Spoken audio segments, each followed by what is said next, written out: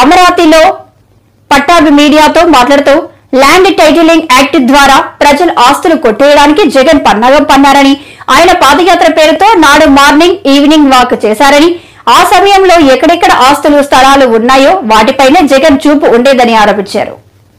పేదవాళ్ళని తరిమికొట్టి పేదవాళ్ల గుడిసెలు కూల్చేసి వాళ్ళపైన లాఠీ చార్జీలు చేసి మరి ఈయన గారు ముందుగా చేసినటువంటి పని ఏంటంటే రాష్ట్ర వ్యాప్తంగా ఉన్నటువంటి పేదలు, దళితులు, బలహీన వర్గాల చేతుల్లో ఉన్నటువంటి అసైన్డ్ భూముల్ని కాజేసే కార్యక్రమానికి శ్రీకారం చుట్టాడు. ఆ కార్యక్రమం సఫలీకృతం అయిన తర్వాత ఈయన గారి కన్ను ప్రభుత్వ భూములపైన పడింది. పేదవాడి భూములు దోచేశాక, అసైన్డ్ భూములు లాగేశాక ఇక ప్రభుత్వ భూములు కొన్ని వేల ఎకరాలు ఎవడెవడికి ఏ విధంగా దోచిపెట్టాలి. ఇవాళ ఉదాహరణకి సోలార్ పవర్ పార్కుల పేరుతో పెద్ద ఎత్తున కొన్ని వేల ఎకరాలు దోచేశారు.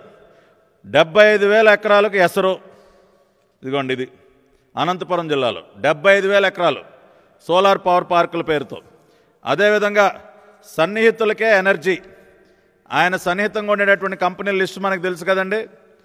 Shirdi Sai electricals, Indosol solar, Adani green energies, ఇట్లా ఆయనకి సన్నిహితంగా ఉండేటటువంటి కంపెనీలకి వైఎస్ఆర్ కడప జిల్లా, అల్లూరు సీతారామరాజు జిల్లా, నంద్యాల, అనంతపురం, పార్వతీపురం అని ఇట్లా రకరకాల ప్రాంతాలలో కొన్ని వేల ఎకరాలు సోలార్ పవర్ పార్కుల పేరుతో ప్రభుత్వ భూముల్ని కాజేసి తన బినామీలకి, తన వ్యాపార భాగస్వాములకి దోచిపెట్టాడు. అంటే స్టెప్ బై స్టెప్ ఏ రకంగా భూదోపిడీ చేశాడో జగన్మోహన్ రెడ్డి ఒక్కసారి ప్రజలు అర్థం చేసుకోవాలి. ముందుగా అసైన్డ్ భూములకి ఎసరు పెట్టాడు. రెండోది కొన్ని వేల ఎకరాల ప్రభుత్వ భూముల్ని తన బినామీ కంపెనీలకి దోచిపెట్టాడు. ఈ రెండు అయిపోయిన తర్వాత ప్రభుత్వ ఆస్తులను కూడా తనఖా పెట్టేశాడండి.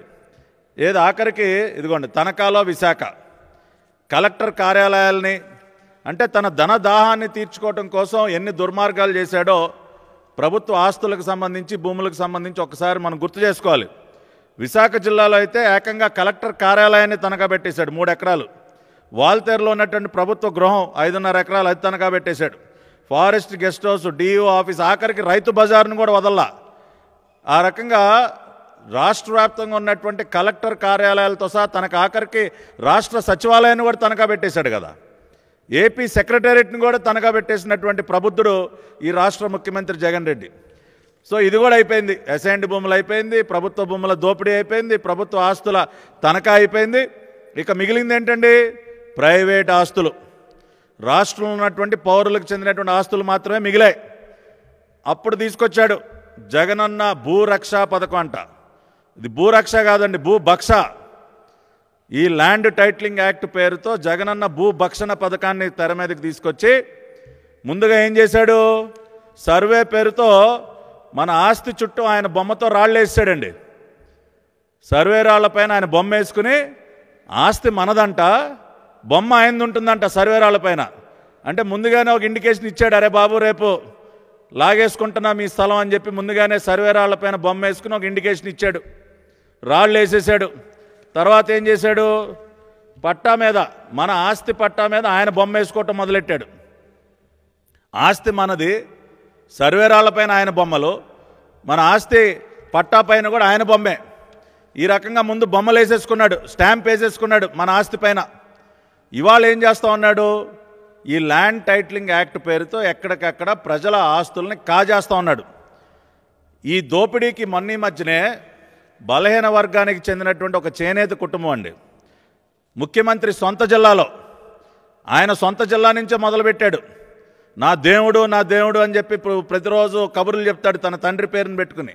తన తండ్రి పేరు పెట్టుకున్నటువంటి సొంత జిల్లాలో వైఎస్ఆర్ కడప జిల్లా నుంచే ఈ భూ కబ్జా, రాష్ట్రంలో ఉన్నటువంటి ప్రైవేట్ ఆస్తుల కబ్జాకి తెరలేపాడు. ఒంటిమిట్ట మండలం కొత్త మాధవరం గ్రామానికి చెందినటువంటి సుబ్బారావు, ఒక చేనేత కుటుంబం, అతనికి చెందినటువంటి భూమిని ఈ రీసర్వే పేరుతో వీళ్ళు మొత్తం కూడా కబ్జా చేసి రికార్డులు తారుమారు చేస్తే 6 నెలల పాటు అధికారుల చుట్టూ తిరిగి అలసిపోయి ఇక చేసేది లేక తన 2 ఆడపిల్లల చదువు కోసం దాచిపెట్టుకున్నటువంటి ఆస్తి ఈ రకంగా కబ్జాకు గురయ్యేసరికి